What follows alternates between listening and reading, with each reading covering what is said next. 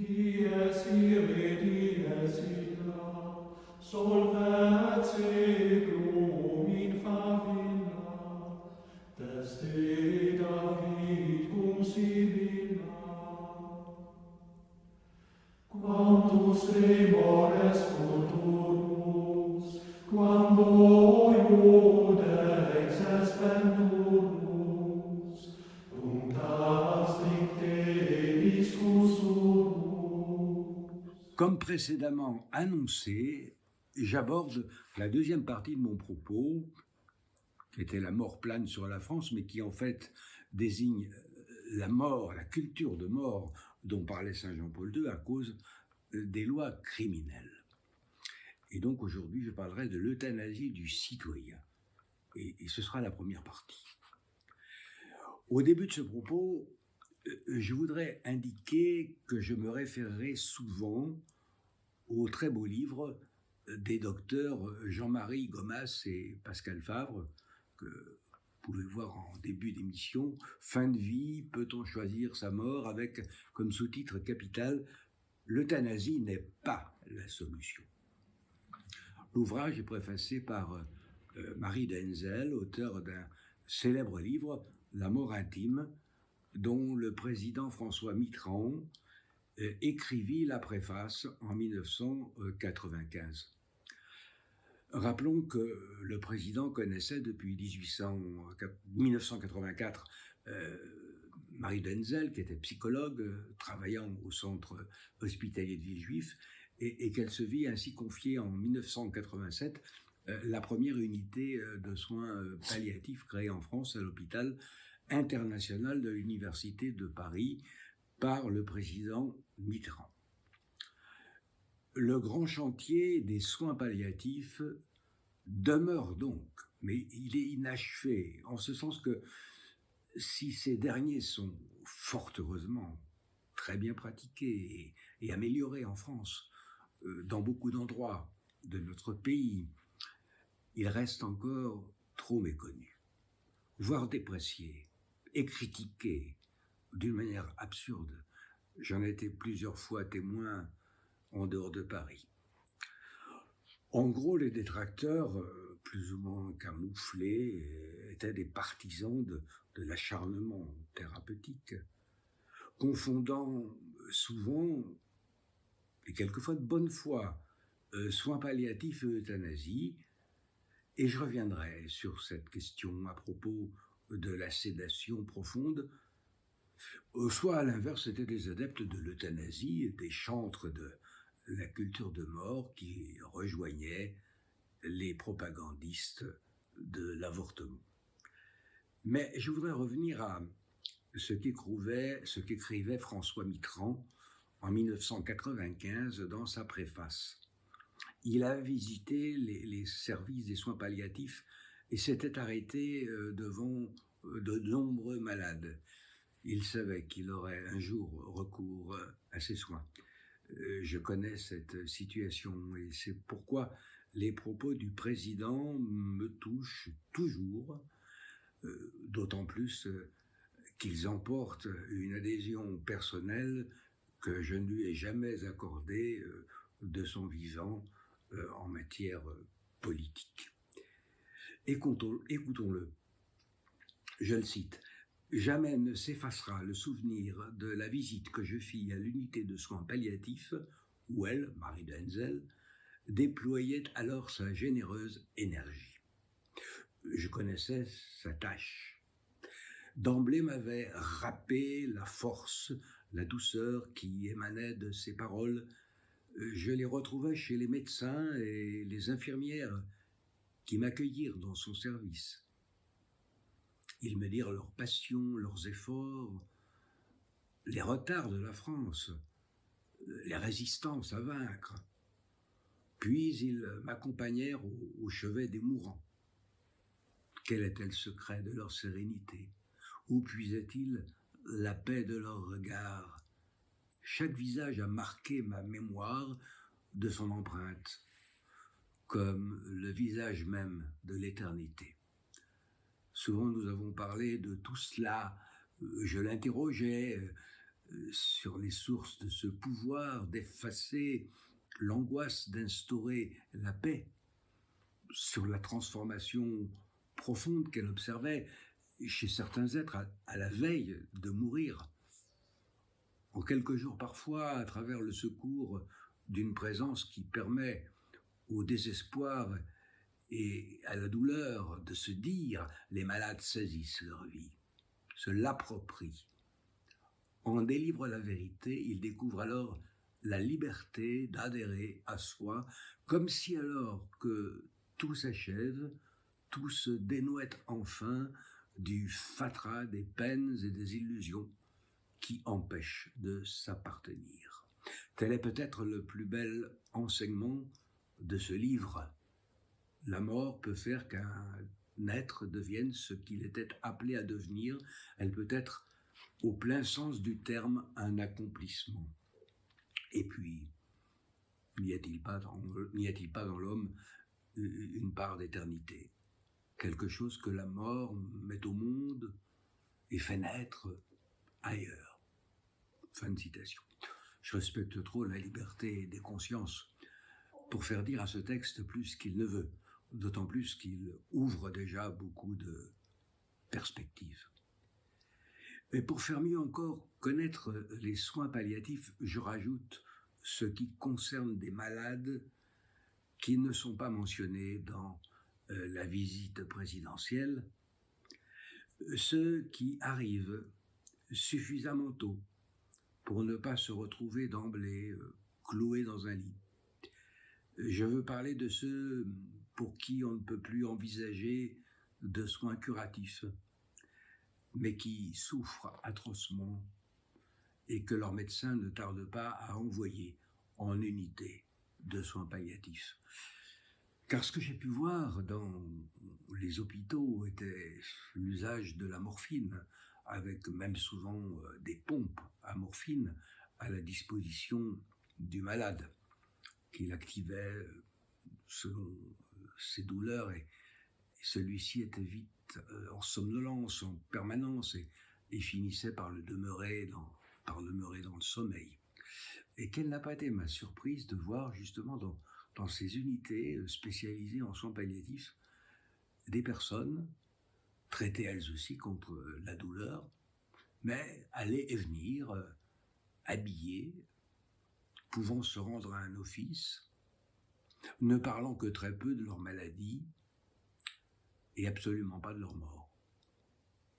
Le but des soins palliatifs est de lutter contre la douleur, et le livre que je vous ai recommandé consacre tout un chapitre détaillé sur ce qu'il appelle une prise en charge attentive, pages 149 à 162.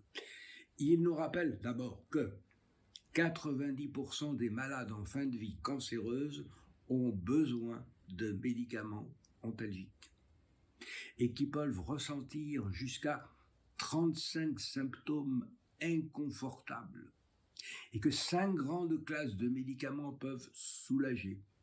Eh bien, rien que ces chiffres nous montrent qu'une spécialisation est nécessaire, ainsi que le caractère irremplaçable des unités de soins palliatifs. L'hypnose et l'art-thérapie ne sont pas exclus. Si donc j'ai bien compris tout l'art du médecin travaillant dans ces services, eh bien, cela consistera à administrer les médicaments adéquats en dose suffisante pour éliminer la douleur, mais pas massive au point de couper toute communication avec l'extérieur.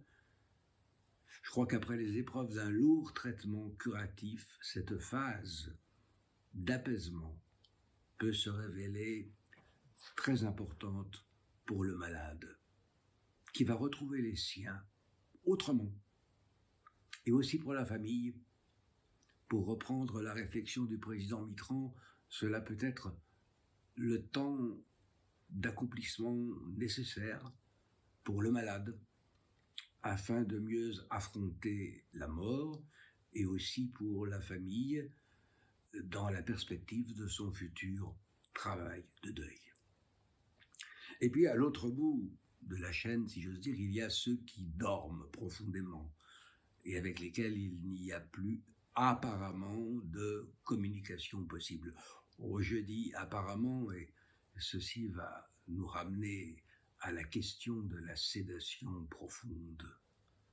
D'après ce que j'ai lu, corroboré par les propos des médecins, cette sédation profonde et continue, maintenue jusqu'au décès, prévue par la loi Leonetti-Claes du 2 février 2016, ne peut intervenir dans le cadre de soins palliatifs que dans la phase terminale de la vie, quand, du fait de l'évolution de la maladie, le pronostic vital est engagé. Quand l'équipe médicale soignante constate des altérations graves, physiques et psychiques, cela va donc amener une décision forcément collective d'augmentation des produits analgésiques afin d'éviter un réveil qui serait extrêmement douloureux, conduisant de toute façon à la mort, puisque le malade est en phase terminale, et l'accélérant même peut-être du fait de la douleur. Serait-il charitable de ne pas entreprendre cette sédation profonde? Je ne le crois absolument pas. Est-ce du même ordre que l'euthanasie? Je réponds fermement non. Et voici pourquoi. Les médecins qui sont conduits par l'évolution de la maladie qui détériore certaines parties du corps humain, à plonger dans un sommeil qui sera poursuivi jusqu'au décès, n'utilisent jamais de produit létal. À aucun moment, leur intention n'est de donner la mort, il s'agit d'empêcher de souffrir. Le retour de la douleur serait inévitable s'il y avait réveil. D'ailleurs, si les doses de médicaments antidouleurs sont convenablement administrées, ce sommeil est de l'ordre de coma devant lesquels on peut se trouver d'ailleurs en dehors des unités de soins palliatifs, et ceci permettent encore un minimum de communication entre le mourant et le monde extérieur. J'en ai fait l'expérience. Cela dit, même dans le cadre des sédations profondes, il n'est pas rare de voir des patients attendre la visite annoncée d'un être cher pour partir. Tout comme dans le cas de coma qui devait mener à la mort selon le diagnostic médical, il m'est arrivé, c'était hors du cadre de soins palliatifs, de voir des gens se réveiller pour recevoir les derniers sacrements. Et dans quelques cas, très rares, de revenir à la vie pour quelques semaines, voire même, ça m'est arrivé une seule fois, en ce qui me concerne, pour quelques années.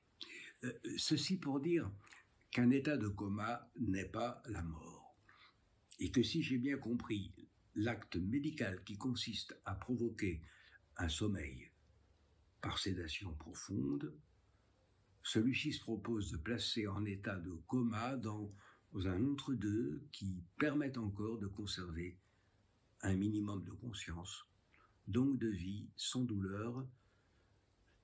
Sur le plan de l'éthique chrétienne, la chose est parfaitement défendable. À juste titre, les auteurs du livre évoqué se réfèrent à saint Thomas d'Aquin. Somme théologique de 2, questions 64 à 7. Il s'agit d'un passage dans lequel notre docteur Angélique traite de la légitime défense. Dans le cas d'une tentative d'agression contre sa propre vie, le raisonnement peut être appliqué aux défenses contre des douleurs insupportables en fin de vie. Après avoir admis qu'on puisse être amené à tuer pour se défendre, eh bien notre théologien écrit, je cite, « Rien n'empêche qu'un même acte ait deux effets, dont l'un seulement est voulu, tandis que l'autre ne l'est pas. Ainsi, l'action de se défendre peut entraîner un double effet. L'un est la conservation de sa propre vie, l'autre, la mort de l'agresseur. Une telle action sera donc licite si l'on ne vise qu'à protéger sa propre vie, puisqu'il est naturel à un être de se maintenir dans l'existence, autant qu'il le peut.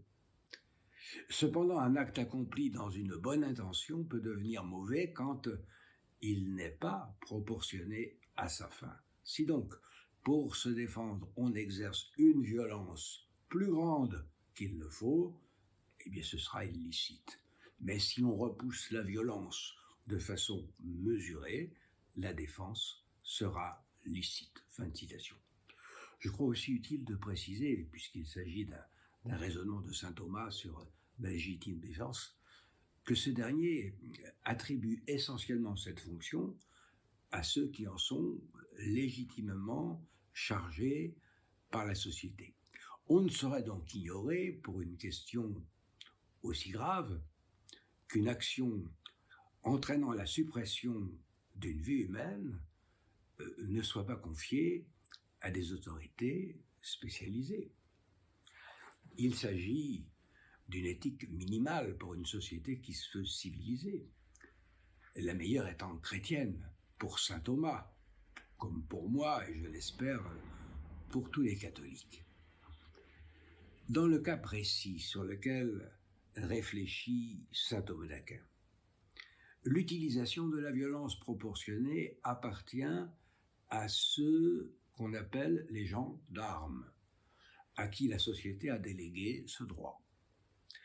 Dans ce même type de société, et bien avant l'apparition du christianisme, l'action médicale est encadrée par le serment d'Hippocrate, IVe siècle avant Jésus-Christ. Et voici le passage qui nous intéresse particulièrement pour notre sujet, je cite, « Je ferai tout pour soulager les souffrances, je ne prolongerai pas les agonies, je ne provoquerai jamais la mort délibérément. » Fin de citation.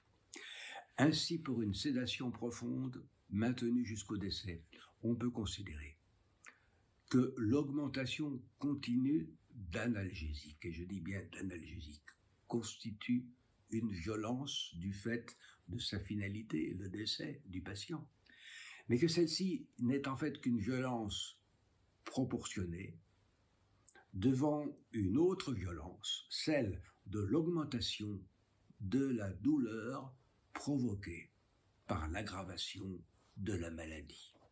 Elle est proportionnée dans la mesure où elle supprime la douleur sans tuer, et elle demeure licite dans l'ordre de la société, puisque conforme au serment prêté par la personne à qui la société a délégué la mission de soigner, en faisant tout pour soulager les souffrances et ne pas prolonger les agonies. Voilà ce que dit le serment d'Hippocrate.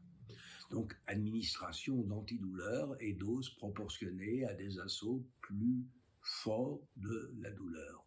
Et, je recite Hippocrate, de ne provoquer jamais la mort délibérément. Il n'y a pas équivalence de geste entre une administration plus importante d'analgésiques et l'injection létale. Je comprends très bien que pour certains, il n'y ait pas de différence. Si malheureusement ils ne voient en l'être humain que de la matière, mais cette conception m'apparaît terriblement réductrice de l'humanité. Sans forcément adhérer à une religion, la réflexion philosophique oblige, me semble-t-il, à aller plus loin. J'ai tenu à m'arrêter sur les réflexions du président Mitterrand, parce qu'au moment où il les livrait, il n'avait pas encore dit, du moins à ma connaissance, une messe serait possible, en pensant à ses obsèques. Il pensait simplement à la mort, sans exclure la sienne, bien sûr. Son éducation avait été chrétienne, mais il avait pris des distances avec elle, peut-être pas aussi importante qu'on l'a cru. En effet, nul n'ignorait son immense culture et son caractère aussi très secret.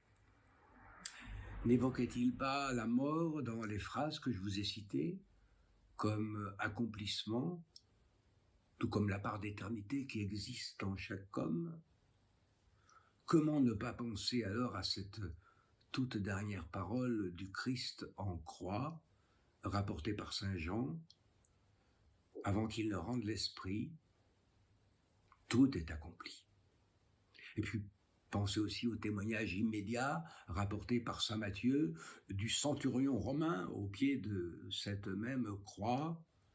Vraiment, celui-ci était fils de Dieu. Tu mamirum spargens solum, per sepulcra regionum, cogit omnes ante tronum. Nostrum benedicit et natura, cum resurget creatura, iudicat